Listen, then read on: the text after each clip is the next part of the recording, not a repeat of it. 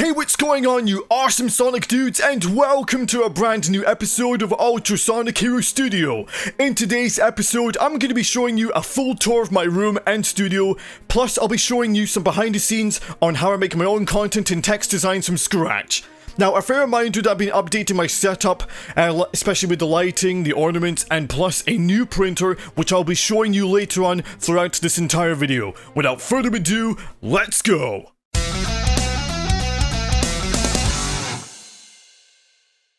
As you can see before you, this is my room/studio.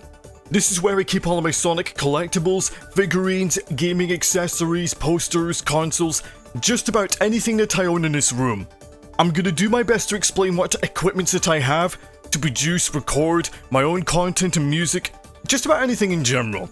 And keep in mind that I've been updating my room a lot because I wanted to make sure that I have enough room for everything on my desk, my drawers and my shelves. I'm going to be doing a lot of talking throughout this entire video, so here we go. I could talk about the figurines, but that's going to take me all day to do. So to save you some time, I'm just going to explain my equipment and what I do to work on some projects. And I'll even discuss about my hobbies in real life. So to begin us off, here's my Yamaha keyboard. This is the YPT220 keyboard. I use it a lot to record other instruments such as synth, bass, drums, anything. I do own another keyboard in my bed compartment, the Roland SH201. I own 8 controller holders such as Shadow the Hedgehog, Knuckles the Echidna, Classic Sonic the Hedgehog, Classic Amy Rose, Classic Miles Tails per Hour, another Classic Sonic again, Super Sonic, and Modern Sonic the Hedgehog. On the left of my desk, we have the Behringer Xenix Q502. This is a device that allows me to compress my audio for commentary, voiceover, vocals, commentary, and much more. So it's a pretty useful device, and I would highly recommend it. Beside my compressor, this is the AKAI Professional MPD218. This is a drum pad device that allows me to play some drums on my music editing software. Now previously I did review this as a video, so if you want to check it out, I'll leave the video link in the description below. It's really good. And on my right is the Corsair Keyboard K70 RGB Mark II. This is a really cool keyboard. I use it a lot, and the best part is that the keyboard even has a volume function, and you can even skip or go to the previous track of your choice. It's really cool. On the far end of my desk, we have an audio interface called Yamaha Audiogram 3. This is a device where you can switch into 2 modes. One mode allows me to record the guitars and bass guitars, and the other one allows me to record my vocals. A really good device that I use to record music. The next one I'm about to show you is one of my personal favorites. This is the Audio-Technica AT2020, one of the most amazing microphones out there. This thing has got really good audio quality when I'm using compressors, EQs to help balance out the audio for my commentaries, voiceover, and so much more. This is a really good mic. Here's another one of my music equipment. This is the MIDI Sport 2x2. Now originally I had the anniversary edition, but it served its purpose and it's no longer working, so it's a good thing I had this as a backup. This is for like MIDI equipment, such as my keyboard. Next up, I'm going to show you my LED lights and my monitors. First up, there's the LED ring light that I use, along with the LED lights behind the monitor. Now I use this to improve the appearance for my reactions and in my live streams, when I want to record a reaction video or even do a live stream.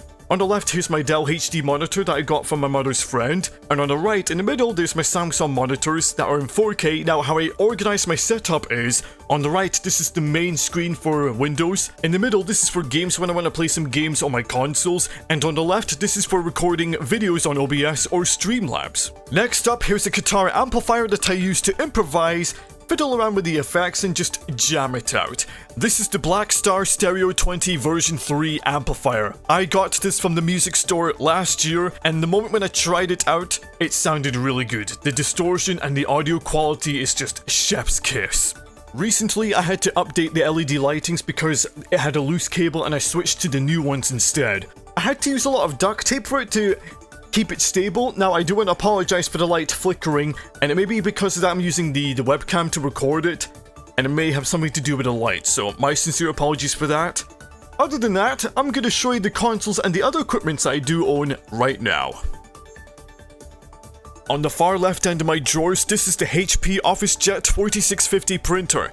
I thought about it for a long time about getting a printer. Luckily, my sister came to the rescue and gave it to me for free, so a big thank you to her. It took me a few minutes to get the hang of it, and it was a little bit complicated at first, but I got through it in the end. So now I can use it to print out documents, lyrics, and even my own stories. This is another gift that my sister got me. This is the official Sonic the Hedgehog gaming locker. I believe I got this for, I think it was on my birthday if I'm not mistaken. I can use it to store my PlayStation 4 or PlayStation 5 games, and even use the drawer to store my knickknacks and my jewelry. I can even store my headphones on top of it. Next up, I have 3 guitars, 2 electric and 1 acoustic. The one on the left is the Epiphone Special SG model. Red has always been my favorite color, by the way. The one on the right is the Schecter C6 Plus Crimson Burst. This is a guitar that I use nowadays to make some rock music, because I know how much that I love getting myself into heavy metal and heavy rock music, because it's been my passion ever since. The one below is the Epiphone DR acoustic guitar. That's the guitar that I use to record soft rock music, because I like this kind of genre, how it's nice and soft and just calming at the same time.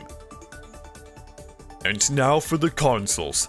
On the right, here is my favorite console of all time, the PlayStation 5. On the left, there's my Nintendo Switch, and below that is my Nintendo GameCube console. Next up, I have the Sega Saturn console. Now, I don't have a lot of games for that. I only own Sonic Jam and Sonic 3D, so I'm hoping to get more games for that in the future. The next console that I own is the Nintendo Wii U, along with the gamepad. I used to play a lot of these games, but not much as I used to, and I've owned the Wii U for more than a decade, so if I get the chance to come back and play some of the original Wii U games, I'll consider it. Oh, now this is one of my favorite consoles that I used to own back then. It wasn't the grey version, but I had the white version when I was a kid, and we would sometimes play Crash Bandicoot, Crash Bash, or any other PlayStation games in general. This console was just a pure classic. I remember in the old days I used to play some of the PlayStation 2 games such as Sonic Riders, Sonic Gems Collection, Sonic Mega Collection Plus. There was a lot of games I played for the PlayStation 2, and I was a teenager back then. These games brought me some nostalgia. The more times that I played the PlayStation 2, the more times I get addicted to this console. And it's not just because that they're classics, but they're just so addictive that you just want to have more fun with the games. Even the Nintendo Wii console brought back some great and memorable moments, such as Sonic Colors, Metroid Other M, Twilight Princess, New Super Mario Bros. Wii, and much more. The motion controls do get a little bit confusing for me at first, but it's just a Nintendo Wii. I still love it. I remember back in the days when my aunt used to own a Dreamcast, and I would play Prince of Persia, Wacky Races, Tomb Raider Chronicles, Tomb Raider The Last Revelation, and The Grinch. Those games I still enjoy up to this very day, and I hope to get them in the future. I have 2 gaming capture devices that I used to record gameplays with.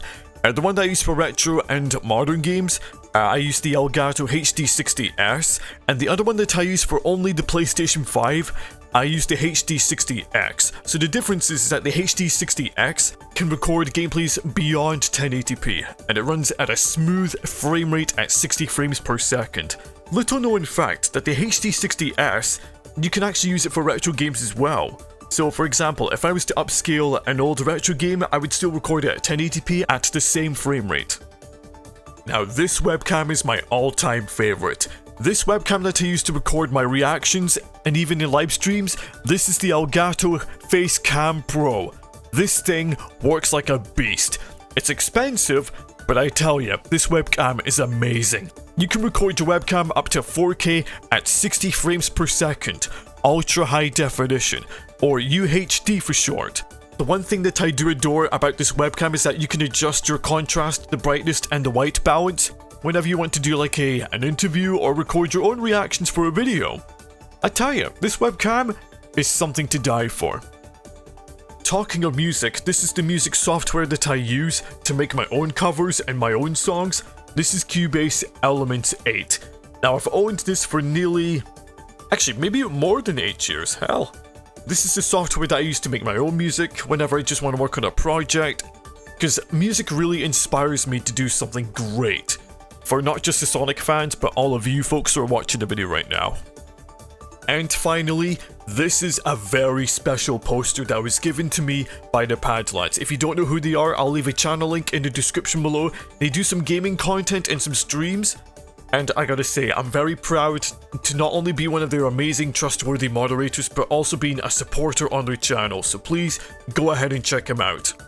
Nearly forgot to mention and add that I use 2 different programs to edit my designs and thumbnails, such as GIMP and Vegas Movie Studio 13. As you may have noticed on my thumbnails that I made those designs, especially with the rock covers and the name of the stages. So I've done a lot of editing. So there you have it, that was my behind the scenes and setup tour. Well, I call it a setup, but technically it's my room and my studio and how I record all sorts of content and videos, etc.